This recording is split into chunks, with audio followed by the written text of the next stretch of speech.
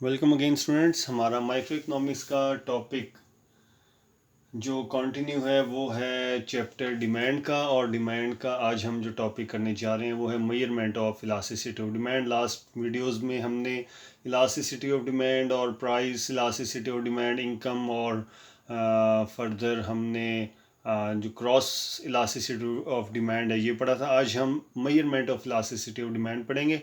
ये एक शॉर्ट सी वीडियो में, वैसे भी मेरा फोकस होता है वीडियो बहुत लेंथी ना हो, क्योंकि लेंथी वीडियो जो है वो स्टूडेंट्स का इंटरेस्ट जो है ना वो लूज़ कर देती है व्यूअर्स का। सो measurement of elasticity of demand में हमारे पास दो मेथड हैं। फर्स्ट मेथड है फार्मूला मेथड, सेकंड है टोटल एक्सपेंडिचर मेथड। ठीक है, पहले हम फार्मूला मेथड करते हैं। फार्मूला मेथड में जैसा कि हमने इलास्टिसिटी ऑफ डिमांड का टॉपिक जब शुरू किया था उसमें भी बताया था कि it is the percentage change of quantity and demand with respect to the percentage change in the price.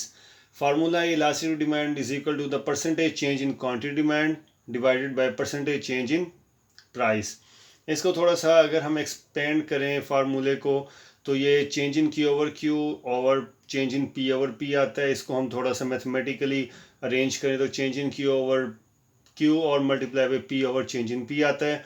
अगर हम चेंज वाली वैल्यूज़ को लेफ्ट साइड पे लें, इकट्ठा कर दें, change in Q over change in P multiply by P over Q, ये भी हमारे पास एक बड़ा यूज़ होने वाला फार्मूला है इलास्टिसिटी ऑफ डिमांड का। तो हमारे पास ये फार्मूला है। अब हम एक एग्जांपल ले लेते हैं। हमारे पास ये वैल्यूज़ हैं प्राइस और क्वांटिटी ऑफ डिमांड की। प्राइस हमारे पास जब 10 थी तो क्वांटिटी 100 थी। प्राइस हमारे पास इंक्रीज़ हुई 11 तो क्वांटिटी हमारे पास डिक्रीज़ होगी 98। और इस फार्मूले के मुताबिक हमारे पास चेंज इन क्यू कितना आया, 98 माइनस 100 माइनस 2 है।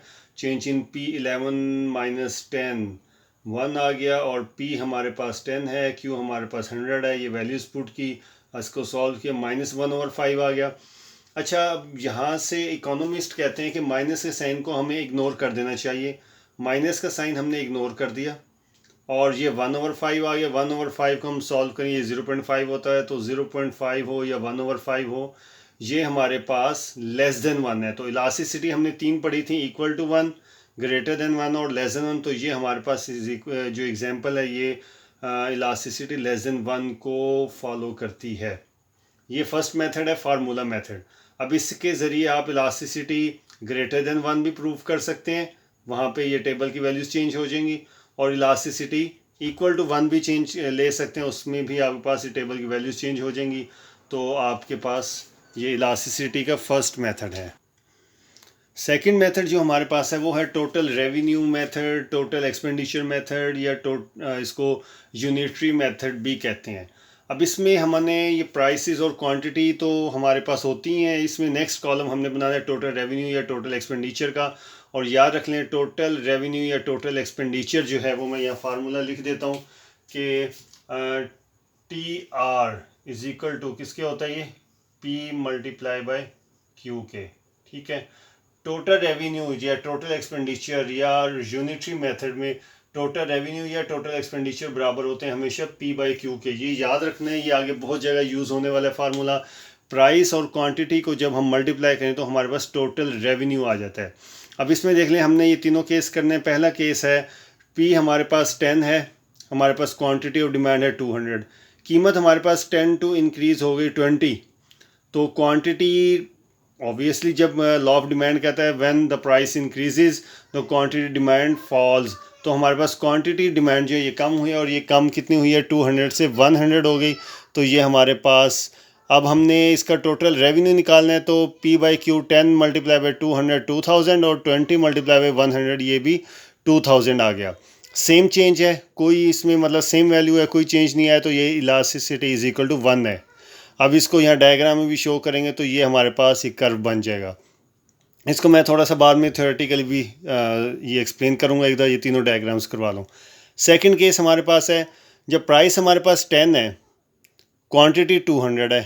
ये प्राइस बढ़ गई, प्राइस इंक्रीज़ हुई तो according to law of demand quantity demand कम हुई है।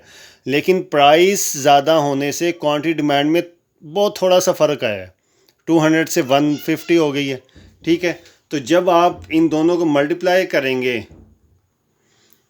तो हमारे पास टोटल रेवेन्यू देखें। अब यहाँ पे एक बात ये समझें, थोड़ा सा लॉजिकली समझें इस चीज़ को। प्राइस में इंक्रीज़ कितना हुआ, ठीक है, उसके मुकाबले में क्वांटिटी में इंक्रीज़ उसकी निस्बत कम हुआ। प्राइस हमारे पास 10 से 20 यानी डबल हो गई, जबकि क्वांटिटी डबल कम नहीं हुई, ठीक है। 200 से 100 होनी चाहिए थी जैसे यहाँ, लेकिन ये उससे कम हुई है, 100 की बजाय 150 हो गई ना। यानी कि ये कौन सी चीज़ है, ये आप खुद सोचेंगे इलास्टिसिटी से, ठीक है। लेकिन यहाँ ये बात याद रख लें कि प्राइस में चेंज ज़्यादा है, क्वांटिटी डिमांड में चेंज कम है, क्योंकि ये ऐसी चीज़ है जिसको कस्टमर्स छोड़ना नहीं चाह रहे, जो उनकी नेसेसिटी है कि प्राइस बहुत ज़्यादा भी बढ़ जाए लेकिन जो क्वांटिटी है उसमें माइनर सा चेंज है। तो total revenue, total expenditure 10 multiply by 200 ये 2000 और 20 मल्टीप्लाई बाय 150 3000 आ गया। तो ये elasticity less than one. Elasticity less than one किन चीज़ों की होती है वो हम पहले पढ़ चुके हैं, एक दफ़ा फिर बता दें कि जिसमें प्राइस बहुत ज़्यादा चेंज हो लेकिन क्वांटिटी डिमांड में माइनर सा चेंज आए, जो लोगों की ज़रूरियात हो, नेसेसिटीज़ हो, उनको हम लोग इजीली जो है उनको गिव अप नहीं कर सकते, उनको फॉरगिव नहीं कर सकते, उनको छोड़ नहीं सकते, इसीलिए उसमें वो इलास्टिसिटी लेस देन वन होती है। और ये देख लें, अब ये हमारे पास ये diagram elasticity less than one बनी है और ये वैल्यूज़ को मीट किया जब हमने, तो हमारे पास ये कर्व बना है, ये डायग्राम है इलास्टिसिटी ऑफ डिमांड की, and elasticity is less than one in this diagram.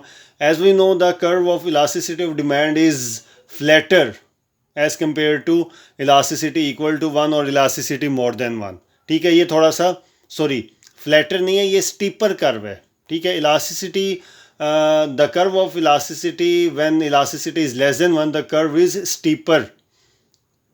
Okay, so in third we examine the another case of elasticity of demand.